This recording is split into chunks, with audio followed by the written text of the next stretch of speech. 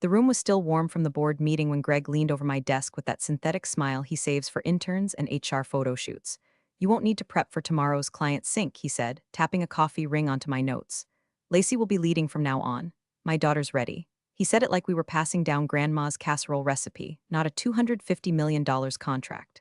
I didn't blink, didn't flinch, didn't feed his need for a scene. Just reached into my drawer, pulled out the company-issued iPhone and handed it to him. Everything's in there, I said.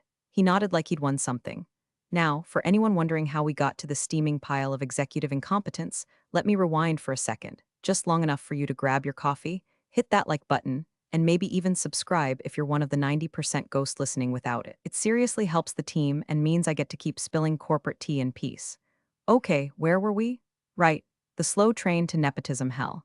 I've been the account lead on Westbridge for 6 years.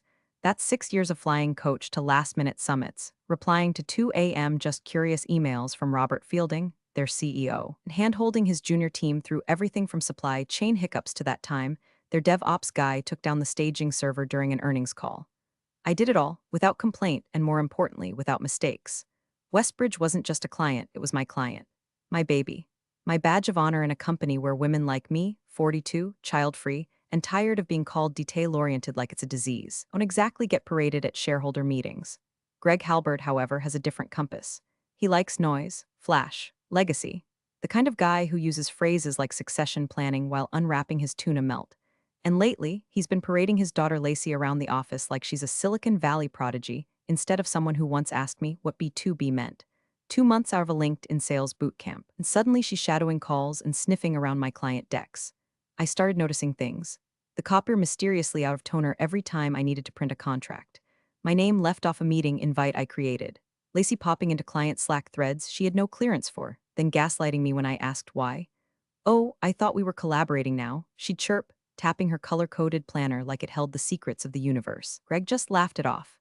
She's eager, Mags, teach her your magic. My magic? That would be 2 decades of professionalism, a Rolodex of favors, and an ability to disarm egos twice my pay grade. You don't teach that, you earn it, you bleed for it, but Greg didn't care. To him, I was the scaffolding. Invisible, crucial, and disposable once the new bricks were in place.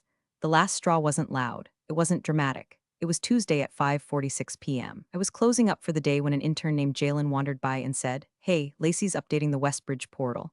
Said you were off it? I stared at him, said nothing, just nodded like I knew, like I'd signed off on the handoff of the most sensitive portfolio in the firm. I checked my inbox. No notice, no transition doc, just a forwarded memo from Lacey titled Next Chapter.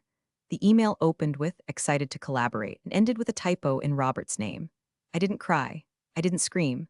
I poured myself a lukewarm cup of breakroom coffee, watched it swirl in the chipped mug, and told myself what I always do: don't give them your anger. Give them your silence. It terrifies them more. By the time Greg dropped the final hammer Thursday afternoon, "We're doing this for long-term alignment," I was already gone in every way that matters. My dignity had been packed the moment Lacey changed my calendar permissions without asking. All I had left was clarity. So I smiled, handed over the phone, and walked out. Not out of the building, no. Just out of the story they thought they were writing. They didn't know about the NDA. They didn't know about Clause 3A. They didn't know what Robert Fielding would do when he realized his trust had been transferred without consent. But I did. Greg always liked to call these fireside chats, even though the only fire in that conference room was the one burning through my career. The man loved a metaphor. So when he cleared his throat at the Thursday strategy sync and tapped his Montblanc pen against the table like we were at some country club powwow, I already knew something rotten was coming. "We're making a slight adjustment to the Westbridge account," he said with a grin that smelled like betrayal and breath mints. "In the spirit of succession planning and continuity, Lacey will be stepping into the client lead role effective immediately." It landed like a wet sock on polished wood. No one clapped. No one asked to follow up, because everyone knew what Greg meant. His daughter gets the golden goose. The rest of us get breadcrumbs and polite nods. Lacey beamed across the table like she'd just won an Oscar for most oblivious Nepo baby in a supporting role. I didn't blink. I didn't give him the pleasure. Instead, I pulled open my laptop bag, retrieved the company phone, black case, Westbridge notes organized in color-coded apps, text threads with timestamps dating back years, and placed it gently in front of her. "Everything you need is in there," I said. Greg smiled like he'd just solved middle management. "Thanks, Mags. Knew you'd be a team player." Team player. That's what they call you when they've already erased your name from the playbook. I watched as Lacey fumbled unlocking the phone, her perfectly manicured nails tapping the screen like it was a foreign object. Probably because the last client she handled was a group project in business school where she got credit for choosing the font. Greg leaned back in his chair like some Roman senator handing out provinces to his progeny. We believe in evolving talent, he said, and Lacey's proven she's ready for this level of exposure. Yeah, exposure. Like an open wound, the meeting moved on. Discussion points about quarterly projections, vendor escalations, a brief chuckle from marketing when someone mispronounced a pharma client's name. But I wasn't in that room anymore. I was watching from underwater. Words muffled, movements slow. Betrayal has a way of numbing your body before it hits your brain. I nodded when appropriate, added a note about the vendor rebate program, because God forbid I stop being competent, but my hands had already started packing. Not my desk, my trust. I knew Greg's game. He always liked his pawns quiet, polished, and grateful. And I'd stopped being grateful the moment he started referring to Lacey as a sponge for leadership. The girl could barely handle a calendar invite, but sure, let's give her our largest client and hope she doesn't forward sensitive data to her Pilates instructor by mistake. After the meeting, I walked past Lacey's new client lead desk and noticed she'd already swapped the Westbridge folder into her name. It had emojis in the title. Emojis. For a $250 million contract. I didn't say a word, just kept walking.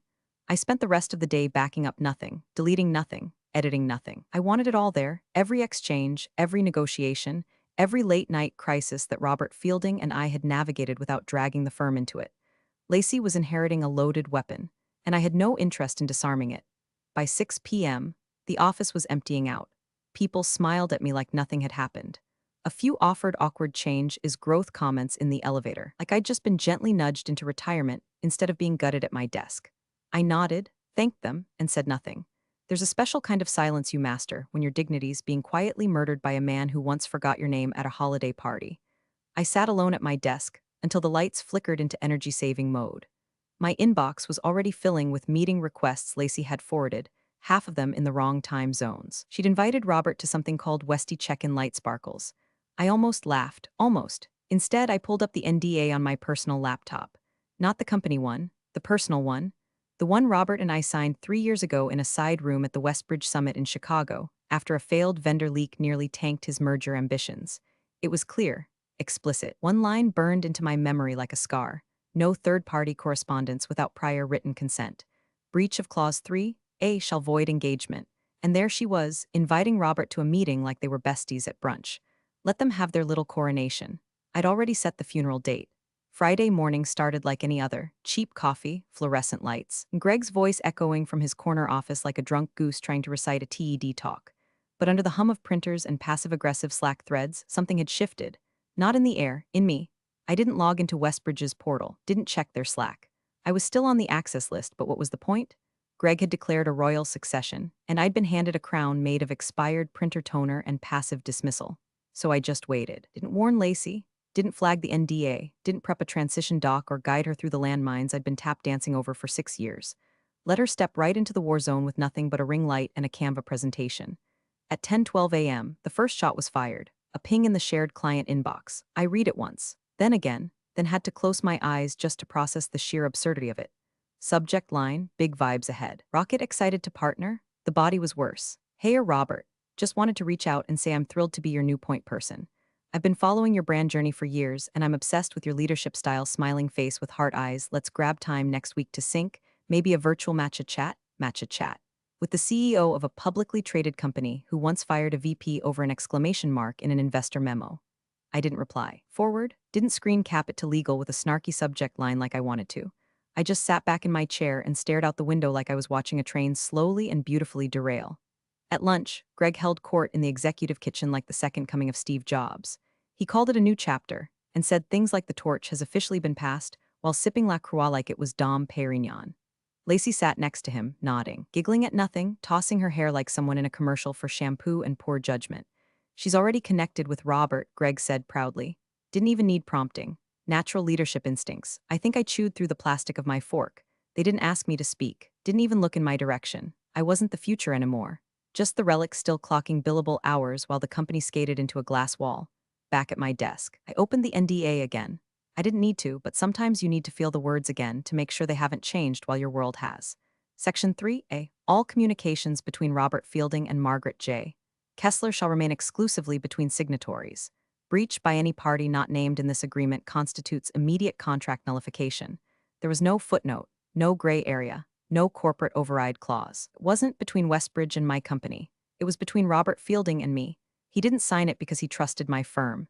He signed it because he trusted me.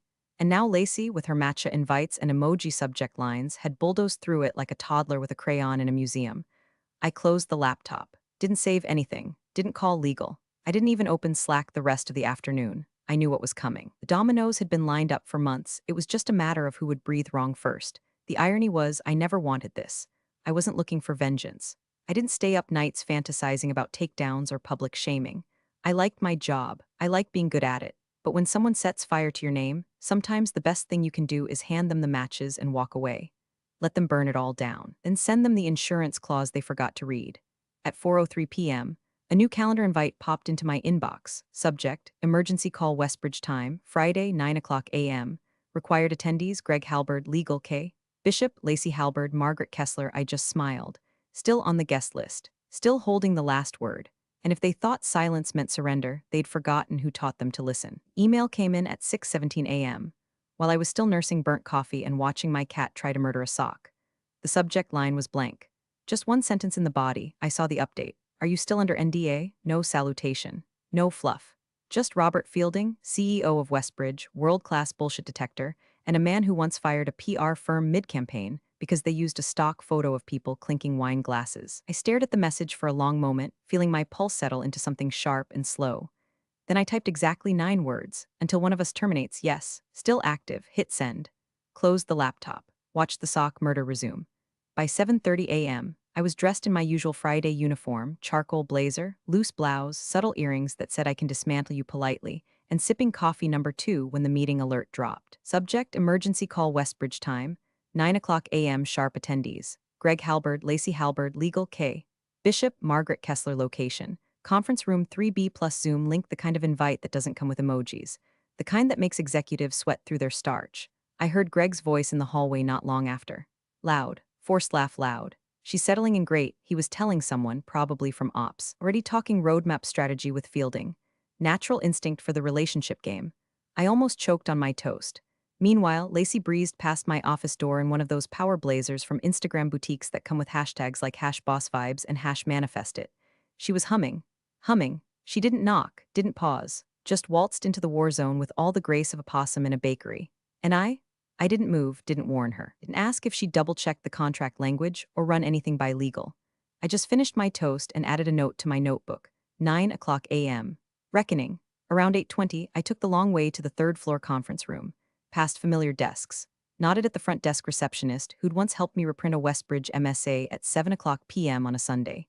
Walked past the breakroom fridge I'd cried in after my first Westbridge renewal, because it was my win and no one had noticed. And now they'd notice. Conference room 3B was already half full when I walked in. Legal counsel looked bleary-eyed. Greg was pacing like a man trying to remember if he packed a parachute. Lacey was perched at the table like it was a brunch date and not the front row of her professional evisceration. Good, Greg muttered when he saw me. Let's keep it collaborative, yeah? I sat down, unbuttoned my blazer, smiled politely, said nothing. The Zoom screen flickered to life at 8:59. Robert Fielding's square appeared dead center. No assistant, no team, just him in what looked like a quiet office with morning sun cutting across the glass behind him. Calm, crisp, dangerous, he didn't waste time. Greg, he said, nodding once. Margaret, Robert, hi. Greg jumped in, smile way too bright. Hope you got Lacey's email. She's thrilled to. Robert raised a hand. The room froze. I'm here because that email constitutes a direct violation of a standing non-disclosure agreement I have with Margaret Kessler, he said. Specifically, Clause 3A, you authorize someone to contact me regarding a confidential roadmap initiative. That contact was not one of the 2 named parties. That, in legal terms, is a breach. Lacey blinked. Greg shifted. Legal started quietly opening a binder, and me. I just folded my hands in my lap and said the only thing that needed saying. I'm still under NDA, I told the room, and I never transferred authorization.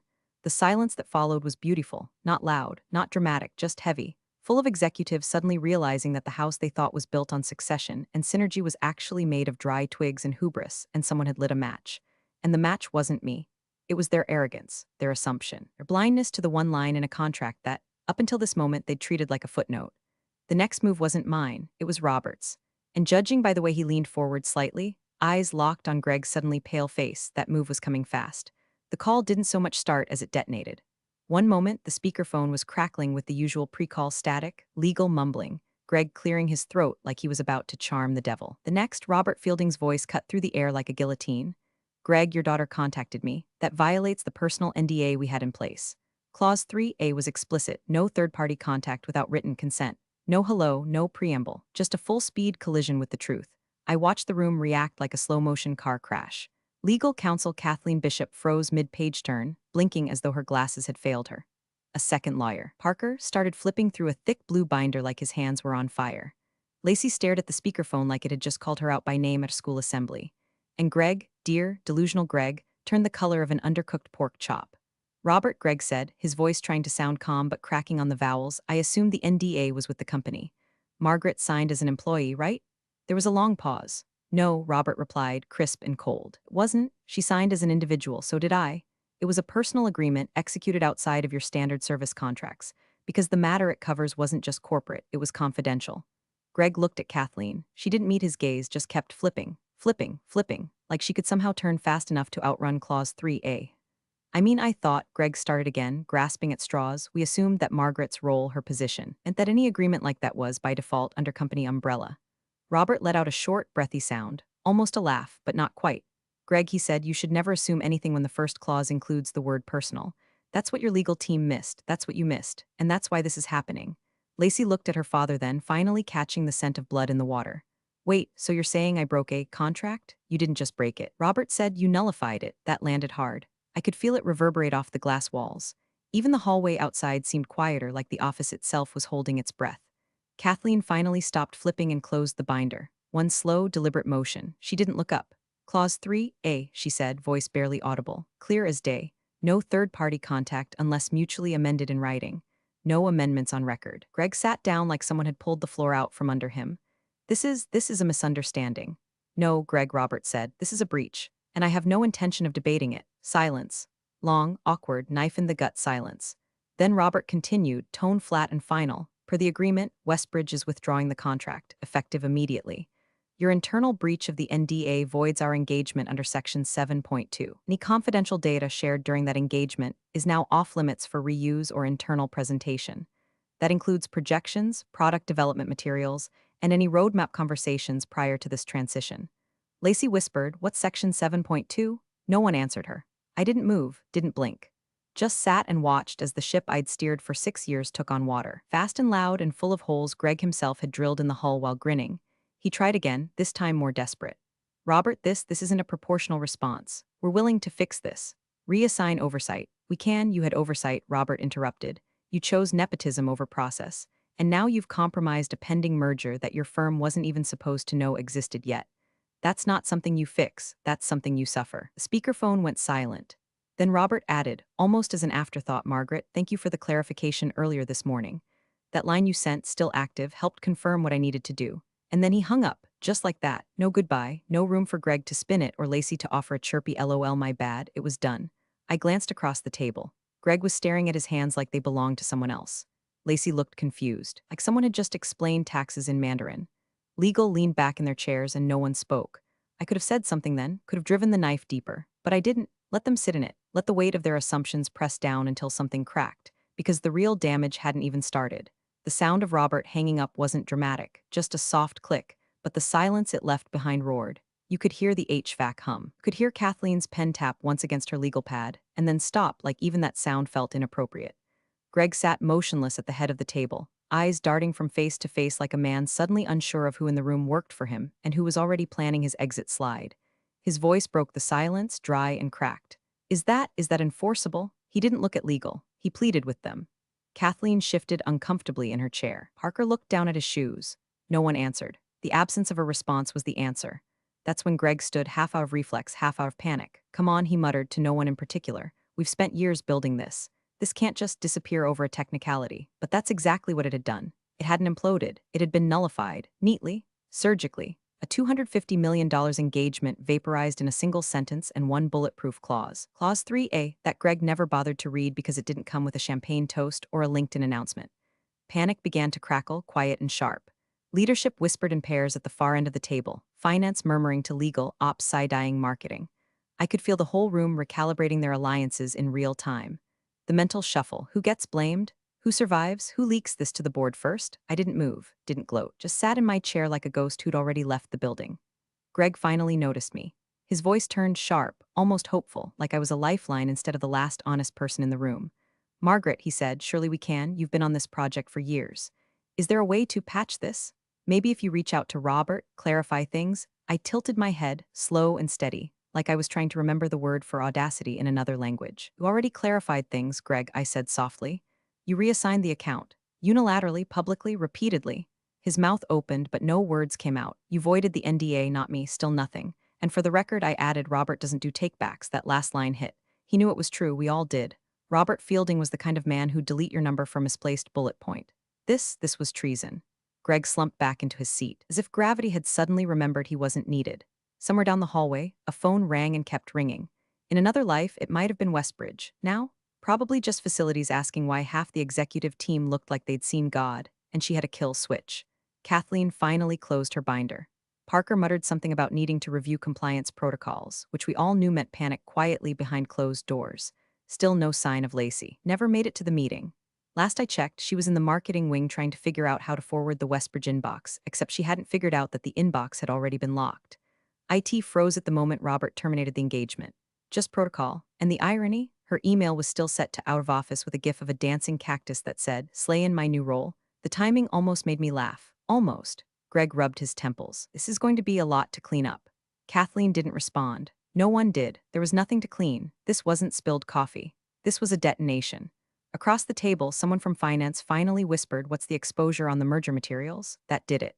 The whisper became a low buzz as the reality began to settle in, not just the loss of the contract, but the potential leak of roadmapped IP tied to the Westbridge deal. Material that, per the NDA, is never supposed to leave my hands. Material that Lacey had already previewed in a deck Greg submitted to the board. Material that now technically belonged to no one. The kind of exposure that gets people investigated, or worse, audited. I sat quietly, folding my hands in my lap. I wasn't there to twist the knife. I was just watching them discover where it landed. Saturday morning, 9:14 a.m. The sun was spilling through my kitchen blinds, dust floating in the beams like little suspended secrets. I had just taken the first bite of my cinnamon toast when the email came in. Westbridge Legal. Subject line, confidential, NDA Appendix follow-up. I clicked it open.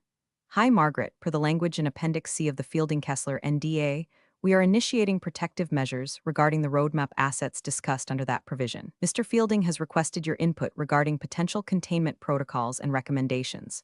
We are also seeking your recollection on any attached term materials that may intersect with Section 4.1b. Please advise availability. Simple, surgical. No panic in the text, but then again, Westbridge didn't write panic into their communications. They'd been to this rodeo before. This was just the part where they lassoed the fire and turned it into paperwork. I grabbed the folder from the cabinet, the one with the embossed tabs, the real notes, the printed version of the NDA that wasn't gathering dust on some shared drive with 5 admins snooping through the margins.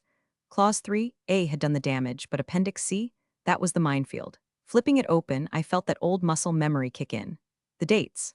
The bullet points. Subclauses I'd helped massage into cleaner language over late dinners and off-the-record calls. Appendix C wasn't just a legal tag-along, it was the vault. It contained reference to a confidential term sheet between Westbridge and an unnamed biotech firm. And now the word was written clearly, in Robert's own hand from the scanned version, Orivali's. The biotech firm, still in pre-IPO phase.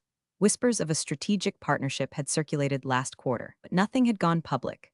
This merger wasn't just speculative, it was radioactive. Even acknowledging its existence without clearance could trigger a regulatory response. Robert had looped me in months ago, under a firewall of NDAs within NDAs, because my role involved interfacing with Westbridge's data science integrations. I was a firewall, and Greg had just burned it down. By allowing Lacey to take over the account without so much as a briefing or a security review, he hadn't just cost us the $250 million. He'd potentially leaked language, models, and materials that, if even hinted at in earnings previews or investor decks, could trigger a full audit of both companies. I pulled out the Orivali's notes. Handwritten, dated, my initials in the corner. I remembered that call. Robert was pacing through a terminal somewhere in Zurich, explaining how delicate this acquisition could be and how our company had become a trust filter because of our discretion. His exact words were, "If this leaks, we don't just lose the deal. We make headlines, the wrong kind." Now here we were, on the edge of a headline. And I knew what Greg had done. I remembered that ridiculous internal pitch deck he'd presented to the board last quarter, boasting about a new vertical pivot into precision health, a phrase he didn't even understand. He had been using the roadmap slides, my slides never meant to leave my drive, let alone appear in a pitch without the legal watermark. I took a breath, no rage, no shaking hands, just cold, clean focus. This wasn't about revenge anymore. This was about precision. I spent the next 3 hours building a packet, not a rant, not an expose, just facts, timelines, and supporting documentation. I labeled each section clearly, dates of NDA execution, specific mentions of the roadmap references, and every material Greg or Lacey had touched since the reassignment. I included email threads, version histories, access logs. I made it idiot-proof because I knew idiots would be reading it soon. By late afternoon, I had it ready. 56 pages. Bound, time-stamped. I didn't send it yet. I printed 2 copies and stored them in separate locations. One stayed with me. One went into a safety deposit box I'd been meaning to close but suddenly felt quite fond of. I closed the binder, smoothed the cover, and felt nothing. No satisfaction, no vindication. Just a faint, precise click inside my brain like a safe door locking. Let the storm come. I was already dry. Monday morning came with the smell of burnt coffee and too much cologne. Greg always wore the kind that tried to announce power through notes of desperation and pine. I could smell it wafting down the corridor before I even stepped off the elevator. The calendar event was officially titled Internal Account Audit Westbridge Transition Debrief, but we all knew what it really was: the firing squad in a conference room. I wasn't supposed to be there. My name wasn't on the invite. I'd been transitioned off Westbridge the previous Thursday with all the fanfare of a cardboard box and a LinkedIn reshuffle. But at 8:13 a.m., I got a message from the lead compliance officer, Naomi Leclerc. One line: "You may want to sit in. Room 5C, 9 o'clock," so I went. Not because I wanted to watch a train wreck, I'd already memorized the wreckage, but because when you build something from scratch and someone sets it on fire, sometimes you show up to catalog the ashes. The room was already tense when I arrived. Greg was hunched over the table, jaw tight, sleeves rolled like he thought he was about to do real work. Lacey sat beside him, arms folded, her iPad open to a Pinterest board titled Lead He Arship. Naomi stood at the end of the table, fingers steepled over a manila folder that looked heavier than it should have. "Thanks for joining," she said to no one in particular. Then she opened the folder and pulled out a single sheet of paper, held it up between her thumb and forefinger like a piece of evidence at a murder trial. "This is the NDA between Margaret Kessler and Robert Fielding of Westbridge, signed and notarized. It includes an appendix covering confidential merger documentation and forward-looking strategic roadmap content. Can someone explain why this was not reviewed before the reassignment of account ownership?" Greg opened his mouth, then immediately closed it. Lacey, however, did not disappoint. "Why would we review her contracts?" she said like she was swatting a mosquito. "She was staff. We were just shifting account roles. It's not like she owns Westbridge." Naomi didn't react. She just turned her head toward me. And that's when I finally spoke. Because it was tied to the product roadmap, I said, my voice low but clear. "Your earnings call last week included 3 slides with unreleased content that wasn't scheduled for internal distribution until Q4. Naomi blinked once. That was all. Greg shifted in his seat like the cushion had suddenly turned to lava. I continued, not angry, not emotional, just stating facts like a grocery list. That content, slide 7 in particular, mentions real-time blood protein tracking via third-party precision partners. That phrase comes directly from a document listed in Appendix C of the NDA, a document that was never cleared for internal distribution, let alone public mention. Lacey looked confused, like someone had just asked her to do algebra in front of a crowd. "But I didn't write the slides," she said, hands up like she'd just been handed a DUI. "Dad helped me prep them, and marketing cleaned them up." Naomi raised a single eyebrow. "So multiple departments worked on slides using unreleased, contract-bound content without verifying its clearance?" Greg interjected, voice rising like a man trying to out-yell the ocean. "This is absurd. We've never had issues like this. Margaret worked on that account for years. She knew what could and couldn't be shared. Why would she leave something so sensitive behind if it was that restricted?" I turned to him then, looked him right in the eyes. "'Cause you took the phone out of my hand mid-meeting," I said. "Because you told me Lacey was taking over effective immediately. Because you didn't ask for a transition doc. You asked for obedience." Naomi set the NDA down on the table like a guillotine blade. "Whether or not there was intent," she said, "there's now exposure. And that exposure touches unreleased merger data, material IP, and client-bound strategic data. I'm flagging this to legal and regulatory." Greg's face fell. Lacey turned to him, panic finally cracking her lip-glossed composure. "Wait, what merger data?" He didn't answer. He couldn't, because he didn't know. Because the man who demoted me in a room full of grins and weak coffee never once asked what was under the hood of the contract he handed to his daughter like a party favor. I leaned back in my chair, folded my hands in my lap, and said nothing more. My work was done. The storm wasn't coming. It was already here. The boardroom at 3 o'clock p.m. was colder than usual. Not in temperature, someone had probably cranked the thermostat in a panic earlier, but in presence. You could feel it in the way no one looked at each other too long, in how every throat clear sounded like a confession. The Westbridge fallout had detonated through the building like a seismic charge, and this was the aftershock, the moment when names are read, consequences assigned, legacies quietly strangled. At the head of the table, General Counsel Madeline Sharp adjusted her glasses, flipped to the tabbed page, and read in a voice smooth enough to bruise, "Disclosure of roadmap material prior to partner sign-off shall be deemed anticipatory breach. No interpretation, no footnote, just the line, clear, final, and now weaponized." Greg's jaw clenched so hard it looked like he was trying to chew through time itself. Lacey didn't speak. Her phone sat face down on the table, buzzing once then again. Probably HR or worse, PR. A soft rustle broke the silence. The CFO, Richard Lane, leaned in slightly, voice low but clear enough for the room to hear. "That's insider trading risk." The words hit the table like ice water, because it wasn't just a broken contract anymore. It was disclosure, forward-looking statements. Content that had been wrapped in NDAs, firewalls, and legal insulation, suddenly paraded on a slide deck with bold fonts and color-coded bullet points. If anyone outside the room had made trades off that information, we weren't looking at breach, we were looking at a federal investigation. Madeline closed the binder. The board didn't debate. There was no shouting, no denial, no last-ditch speech from Greg, just a silent vote, hands raised around the table, measured, decisive. Kind of vote that happens when the wreckage is undeniable and the cost of pretending is too high. Greg was placed on immediate leave. Lacey was formally stripped of client-facing roles, pending internal review. They didn't even use the word termination, not yet. But the silence afterward carried its own kind of obituary. No one looked at them. Greg stared straight ahead, breathing through his nose like a man trying not to cry on camera. Lacey glanced at me once, eyes wide and wet, but I gave her nothing. Not cruelty, not forgiveness, just absence. I stood. Gathered my notebook, my pen, my dignity, still intact, still mine. One of the board members, a woman I'd known for years but never once seen without a name tag, asked gently, "Margaret, are you staying on?" The room waited. Even Greg looked up like maybe, just maybe, I'd swoop in to save them from the mess they made. I smiled, small and sharp. "No," I said, "but I'll leave my terms in writing." And I walked out, not fast, not slow, not victorious in the Hollywood way, just finished. By the time I reached the elevator, the building already felt different. The walls taller, the ceilings quieter. The fall hadn't been mine, it never had been. And as I stepped inside and pressed the button to the lobby, I didn't look back. There was nothing left to see. Big thanks for watching, you sneaky seniors. Subscribe to keep the coffee pot brewing revenge. Your ex-colleagues won't know what hit 'em.